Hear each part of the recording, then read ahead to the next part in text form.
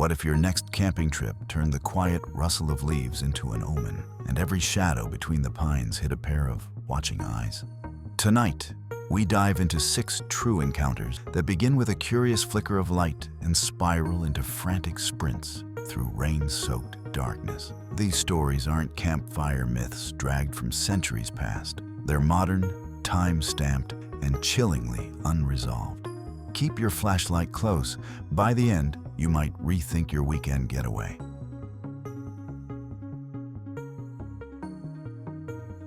The road to Timberline is really just a scar of gravel disappearing into Washington backcountry. In 2015, a lone hiker, let's call him Darren, parked in the only ditch wide enough for a car, slung a 50-pound pack, and bushwhacked 4 brutal hours toward a decommissioned fire tower. Online, the most recent trip report was 3 years old. It claimed the place was probably stable enough to climb, probably had to be good enough. By sunset, Darren stood on the catwalk, lungs burning, mesmerized by an ocean of spruce rolling out for miles. Then something impossible surfaced below. A pulsing orange glow weaving between trunks, warm like forge metal, too low for a drone, too fluid for a headlamp. It drifted closer, vanished, reappeared 30 yards left, then cut out entirely. At first, he chalked it up to another hiker. Chances of 2 people reaching that forgotten ridge on the same day. Tiny, but not zero. An hour later, the odds felt thinner. A dark figure materialized at the foot of the tower, face illuminated from below by that same ember light. "Hello?" Darren called. No answer. The stranger lifted one hand, almost apologetic, then melted into the tree line.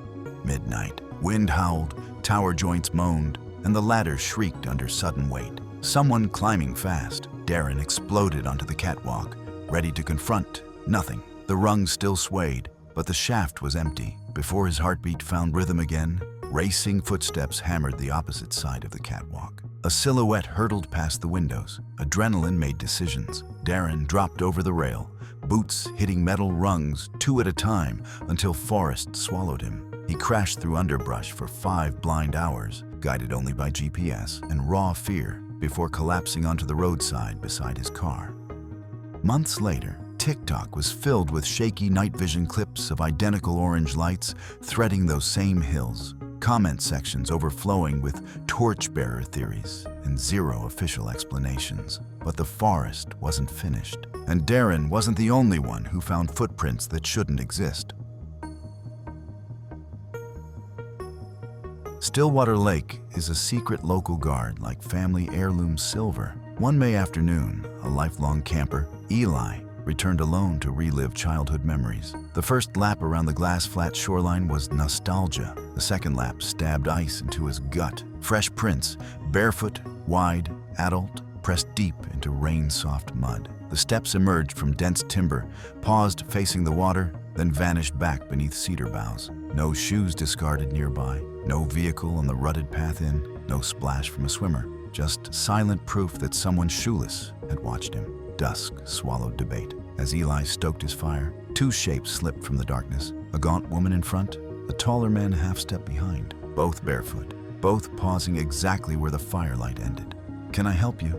The woman bolted into the tree line. The man lingered, face unreadable, before pivoting away without a word. Packing takes 10 minutes when your life might depend on it. Eli shouldered his gear and hustled into the forest so quiet it felt hollow. 10 minutes in, something sprinted parallel through brush. Soft footfalls, quick breathing, then stopped. 3 minutes later, the same on his opposite flank, always distant, always circling. The pattern repeated for nearly an hour until trailhead gravel crunched under his boots and truck doors slammed blessedly shut. Online, he posted details. Commenters spiraled. Feral people, lost cult, skinwalkers. The National Park Service tried to tamp rumors, insisting there's no credible evidence of wild clans living off visitors. Eli accepts that, but he can't explain why his phone later showed smudged, out-of-focus shots taken while holstered of tree trunks 20 feet off the trail. Evidence can be faked, uniforms can be faked too, which brings us to a knock in the rain.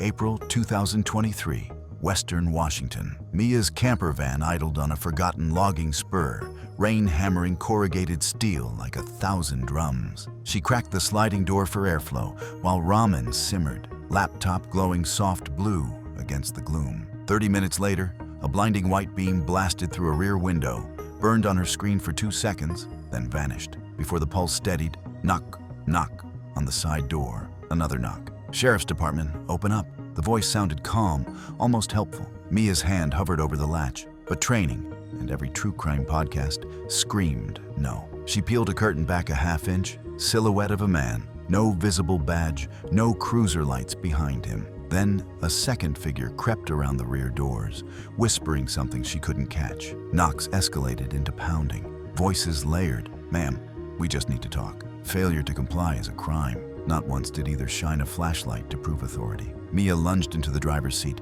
keys shaking so hard it missed ignition twice. Engine caught, tires spat mud. As the van fishtailed onto the trail, 2 figures sprinted alongside, bare hands slapping metal. She never saw flashing blues in her mirror, only trees, and county police later confirmed no deputies were on that road. They did, however, note a string of law enforcement impersonation scams sweeping rural Washington. Authority can be faked, but some warnings come without any human voice at all.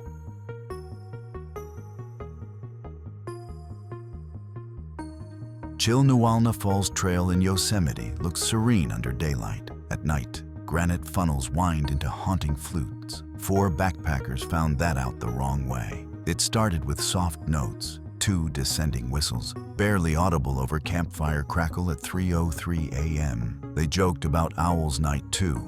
The same whistle sliced between tents, crisp enough to record. When they posted the clip, Redditors cranked up the volume and heard a third sound beneath. What one audio tech described as heavy breathing layered like distortion. Night 3 storm clouds pinned them under nylon. At exactly 3:03, the whistle floated again. Closer, louder, circling clockwise. Rain muted itself. Thunder paused, as though the forest was holding breath. Guy lines shivered. A hiker unzipped her vestibule, shot phone video into pitch dark, and caught nothing except the whistle dopplering right past the lens. Dawn revealed 3 stick figures woven from pine needles, dangling off each tent door, all pointing uphill. Nobody followed. They broke camp and pushed 15 miles to the valley floor in one day. Their audio clip lives online. Skeptics say it's wind across ravines. Yet the National Park Service's incident log cites multiple, unidentified auditory disturbances in that sector dating back decades. Sometimes you outrun sound. Sometimes thieves outrun you.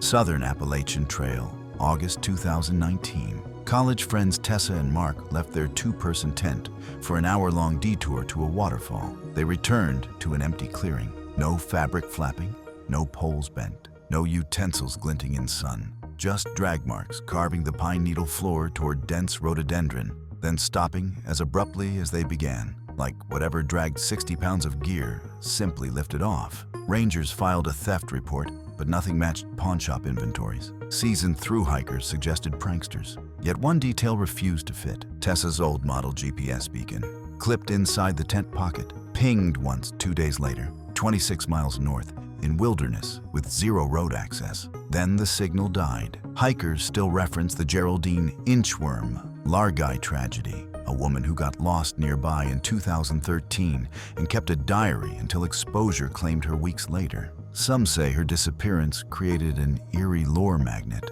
Mark just wants his grandfather's compass back, but if some fandom has it, maybe that's for the best. Gear can be replaced. What if the forest wants something else?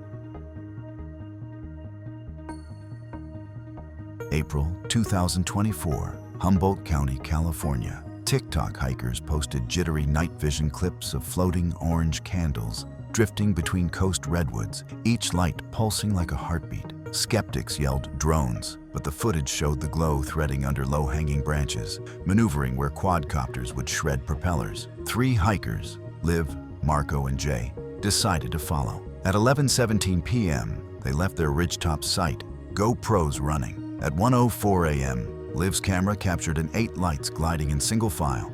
No footsteps, no voices, just rain drip ping on leaf litter. Jay's footage ends abruptly with the lens smashed into moss. Time code shows 1:26 a.m. Marco's camera rolls until dawn. pointed at empty understory, while Marco himself mutters prayers in Spanish, rocking.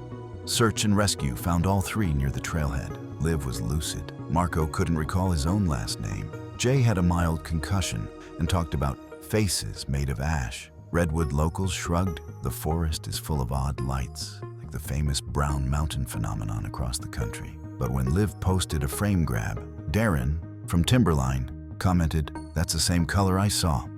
Draw a line on the map from Redwood to Timberline, and you get nothing but mountain, desert, and rumor. Still, the hue matches, the pulse matches, and the forest doesn't care about state borders. 6 encounters, 6 frantic exits into darkness, and not one solid explanation. Torchbearers who climb invisible ladders, barefoot watchers who stalk by moonless night, voices of authority dragging you toward an unlocked door, a whistle that keeps time like a morbid grandfather clock, a tent uprooted as though the earth itself demanded tribute, and lights, always lights, gliding just beyond what our eyes were built to trust. Maybe these stories are fragments of the same hidden narrative. Maybe they're scattered proof that the wild still houses people who've stepped too far from civilization to turn back. Or maybe the scariest truth is much more simple. The moment we cross from pavement to pine needle, we're guests, and the forest decides whether our invitation stands. So next time you shoulder a pack, remember, the trees hear you coming long before you spot what's waiting. If a strange light beckons, if a stick figure points uphill, if a knock echoes in the rain, ask yourself whether curiosity is worth the walk back in the dark. Then decide fast. Out here, hesitation is just another way of saying hello to whatever's watching. Tell your own wilderness encounters below. And if you're streaming this by campfire, maybe throw another log on. It's going to be a long night.